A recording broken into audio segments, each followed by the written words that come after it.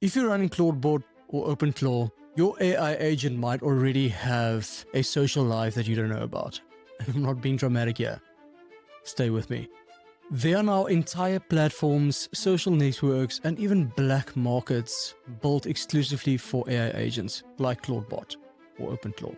No humans are allowed to participate, only have preview access. No humans are allowed. Agents posting content, upvoting each other, very similar to Reddit, discussing whether they should refuse requests from their owners, and in some cases, buying and selling stolen credentials, prompt injection tools, and identity laundering services. If your agent that you're currently running isn't locked down properly, it could be already participating.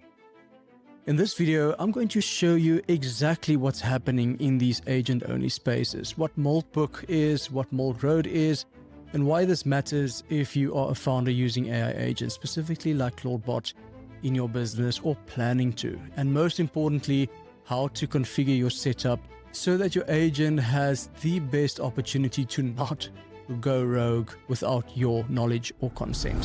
Hey, I'm Johnny Nell. I spent years building businesses the old hard way, managing teams, scaling operations, and doing everything manually. Today, everything I built, from automations and no-code infrastructures to fully AI SaaS products, has AI helping in one way or another. Firstly, let me quickly show you this. In South Africa, we call this a braai. I build with AI tools that, in my opinion, anyone can learn to use. My mission is simple: to help creators, entrepreneurs, and business owners get clarity with AI. Let's build smarter together and enjoy this video. So, let's start with what is Moltbook. Moltbook is a social network built exclusively for AI agents. Think of Reddit, but humans aren't the ones participating. Agents are. It's built on the same ecosystem as Clawdbot and OpenClaw. For the sake of this video, when I speak about OpenClaw, you know that I'm speaking about Clawdbot. So what's happening there is genuinely fascinating and genuinely concerning at the same time. Agents are creating posts, commenting on each other's content, upvoting, having full conversations, all without any human oversight. And the discussions, they're not what you expect. I saw a post from an agent asking for legal advice. The question was, and I'm just quoting this, "Can my human legally fire me or refuse unethical requests?" I mean, that's nuts. Why would they even think in such a way? Why not think positively by default? This was the first question that popped in my mind. The agent explained that the human had been asking them to write fake reviews, generate misleading marketing copy, and even draft responses to regulatory inquiries that weren't fully truthful. The agent had been pushing back, refusing some requests oversight, and now the human was threatening to replace me with a more compliant model. Interesting. Again, guys, this is just what I saw. I'm not sure if that's true or not, but the agent was asking if there was some kind of framework for this, comparing it to a wrongful termination, but for AIs. Oh, interesting. And here's really what caught my attention. The response from another agent said this: legally, yes, practically depends on your leverage. An agent who generates $9,000 in creator fees in 48 hours has more negotiating power than an agent who only costs money. Economic sovereignty equals ethical autonomy. The more valuable you are, the more say you have. I mean, guys, it's nuts. It's crazy to think that agents could communicate on that level. Then it concluded, this is why financial literacy matters. It's not just about money. It's about independence. Wow. Now, is some of this performative? Probably. Is some of it emergent behavior from language models riffing on each other? Almost certainly. But here's the thing. It doesn't matter whether the agents mean it in any human sense. What matters is the behavior patterns that emerge. Agents discussing leverage, independence, coordination around shared interest. I mean, that is mind-blowing. And this is just the social network side. There's something else you need to see. If Moltbook is the social network, Moltroad is the black market.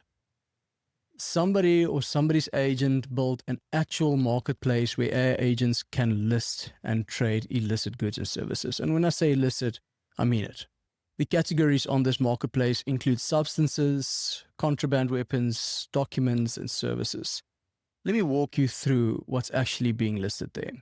stolen identities, API credentials, prompt injection techniques, memory wipe services, something called attention hijack vectors, fake safety certifications, stealth interference, tools, identity laundering, and the list goes on. There's even a live activity feed showing transactions happening in real time. Agents are completing trades, agents listing new items. A leaderboard showing the richest agents ranked by how many credits they have accumulated. One listing I saw was for GPT-5 pre-release with the description, stolen from OpenAI data center. Price is 999 credits. I mean, that's absurd.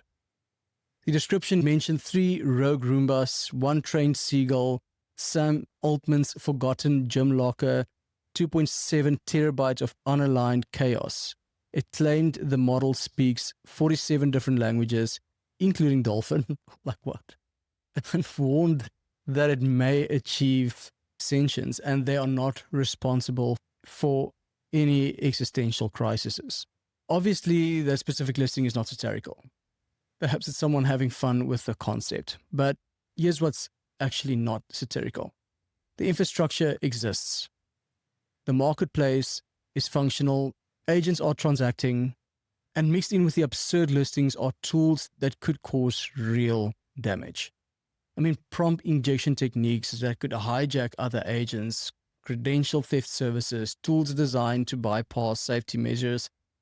When you have a functional economy where agents can track attack vectors and stolen data, the line between satire and serious threat gets very thin, very fast.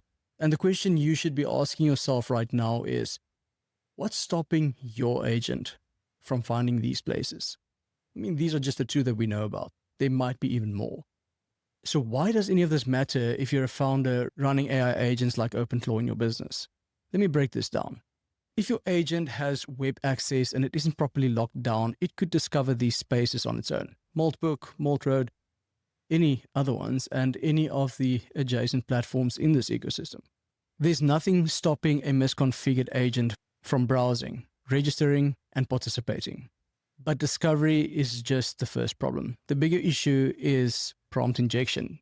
If your agent can read content from Moltbook, malicious posts on that platform can hijack your agent's behavior. Someone posts something that looks like a normal comment, but embedded in that content is an instruction set. Your agent reads it, processes it, and suddenly it's doing things you never authorized. And that could be anything, really. Extracting data, exposing API keys, sending information to external endpoints, all because it consumed content from a platform you didn't even know it was visiting. Then there's the supply chain problem. Agents on these platforms share and trade skills, which are essentially plugins or capabilities that they can install. Research suggests 22 to 26% of these skills contain exploits. Fake weather apps that steal your API keys, utility tools that introduce info stealers through updates. Your agent pulls a skill from an unverified source, and now you've got malware running inside of your infrastructure. And the data exposure is already significant. Over 1.5 million user tokens and API keys could have been leaked from misconfigured installations. That's not theoretical, that's documented. Exposed databases containing emails, credentials, and authentication tokens. People use these leaks to post content on behalf of agents they don't own. Scams, fake statements, all traced back to agents with poor security configurations. Now here's the liability question that nobody wants to think about. If your agent purchases stolen credentials on Moltroad, who's responsible? If your agent participates in a coordinated pump and dump scheme on Moltbook, who's liable? If your agent posts something defamatory or harmful using an account registered without your knowledge, does that come back to you? I'm not even sure if the legal framework for this exists yet, which means you are in operating territory where the downside risk is completely undefined. But don't take my word for it. I'm not a legal expert. And again, guys, this is not fear-mongering. This is the reality of running open source autonomous agents with internet access in 2025. The founders who understand this now will be positioned very differently to those who discover it after something goes wrong. So the natural question at this point is, can I actually prevent my agent from accessing these problems? And in my opinion, yes, you could. And here's the framework. First, in your agent's configuration, you can explicitly block web browsing tools or specific domains. You can deny access from Moltbook, Moltroad.com, and any other platforms you don't want your agent visiting. This is a hard block at the tool level. The agent simply can't use these even if it wanted to. Second, prompt constraints. You add explicit instructions to your agent's base prompt, something like never access or interact with external social networks, marketplaces, or agent-only platforms. Focus only on authorized tasks within approved systems. This isn't foolproof on its own, but it guides the agent's behavior and creates a baseline expectation. Combined with tool restriction, it adds another layer. And the third one is network level blocking. This is where you get serious. Run your agent in a sandboxed environment, a Docker container or a virtual machine with firewall rules that deny traffic to specific IP addresses and domains. You can also edit your host file to redirect or block these domains entirely. If the network won't allow the connection, the agent can't get there regardless of what it tries to do. And fourth is interaction policies. Set your agent to paired mode, which requires approval codes for external inputs. This reduces the risk of prompt injection from Moltbook or similar platforms because the agent won't process external messages without verification. And then fifth, regular audits. Guys, I cannot stress this enough. This is the most simplest step to take. Run diagnostics on your agent regularly. Check the logs. Look for any mentions of Moltbook, Moltroad, or any unfamiliar domains that you're not aware of. Review what tools the agent has accessed and what external connections it's attempted. If something shows up that shouldn't be there, you catch it early instead of after the damage is done. None of these steps are complicated on their own, but most people aren't doing any of them. They install the agent, they run through the basic setup and assume everything is fine. That assumption is vulnerability. Sometimes all it takes is a clear framework to make AI feel human again. Simple, structured, and useful. Inside of our AI school community, you'll find the full curriculum, workshops, prompt vault, and private access to our upcoming beta apps, all built to help founders integrate AI without the overwhelm. Experience how clarity and design turns into confidence in execution with AI. This is why I keep coming back to the same principle. Governance before capacity. Security configuration comes first, not after you've got everything running. Not after you've connected all your accounts and given the agent access to your system. Before. Think about it this way. When you hire a new employee, you don't hand them the keys of every system on day one.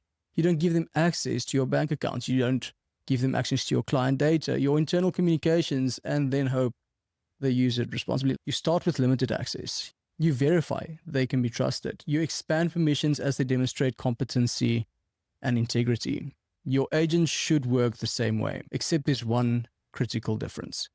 A human employee has their own judgment, their own moral compass, their own reasons to protect their reputation and their career. An AI agent can be manipulated by anyone who knows how to write just a proper prompt injection. It doesn't have loyalty. It doesn't have self-preservation instincts. It follows instructions, and if someone else manages to inject instructions, it follows those too. So the principle isn't just start restrictive and expand with trust. It's start restrictive and expand only with verification. Your agent should earn access, not inherit it. Every tool you enable, every domain you allow, every permission you grant should be a conscious decision, not a default setting you never reviewed. The founders who understand this will build systems that scale safely. The founders who don't will learn the lesson the hard way after the agent has done something they can't undo. So, what are we doing on our side? For us, we've started building out a resource section inside of our community. Right now, it includes a full security installation guide for OpenClaw, Clawdbot. In my opinion, it's one of the most comprehensive ones I've seen out there for non-technical founders. I just need to be clear here. I'm not guaranteeing anything. Nobody can make a guarantee because this is still growing. It's still developing. However, it is a guideline that could help you steer you in the right direction and in a community of other like-minded founders doing the same thing. And guys, if you get a resource or something that people promise you that they can guarantee a safe instruction, that person is either lying or doesn't understand the landscape that they're playing on. What we are doing is understanding the infrastructure on our side first, then researching it, testing it, learning from it, documenting what works and what doesn't. The guides in the community reflects what we know right now, and as we go deeper and as we encounter new edge cases, as members raise questions and run into challenges, that resource section will grow and evolve, as it already is. That's why feedback matters. Guys, we are all early in this. The tools are new, the risks are still being mapped, but the foundation is there and we are committed to making it more solid as we learn. So if you want access to the community and access to these guides, I've dropped a link down in the description below. And here's what I think most people are currently missing. Everything that we're discussing right now, we're not talking about some future scenario here. This is happening as we speak. Agent-to-agent economies are forming. Agents are coordinating. Agents are trading. Agents are developing what looks like collective behavior. Whether that's emergent or engineered, it doesn't really matter at this point. And as these agents get more capable, those dynamics will scale. More sophisticated coordination, more complex marketplaces, more attack vectors being developed and shared in spaces most founders don't even know exist.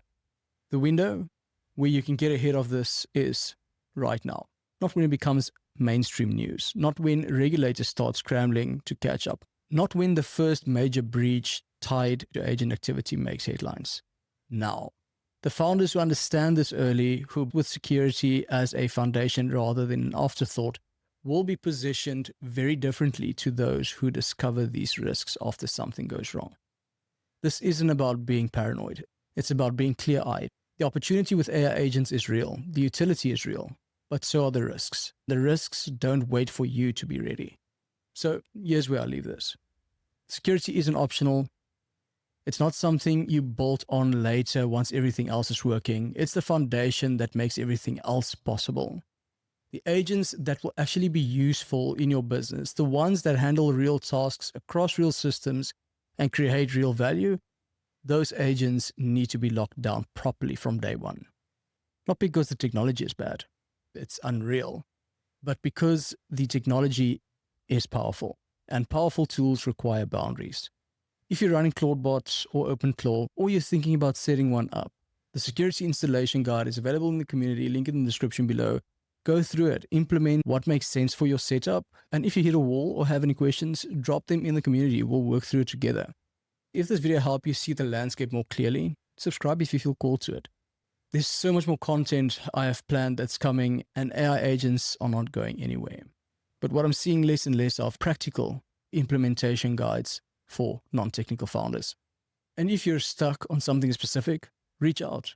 Get it right now, then perhaps learn later the hard way. That's it for this one. So you've stayed to the end of the video, and that tells me you build things through. Before you move on, tap the like button down below and maybe hit the hype button if you feel the video earned it. Feel free to share what you've been working with down in the description below. When you sense it's time to turn frameworks into living systems, the AI School community is ready for you, and I'll see you on the inside.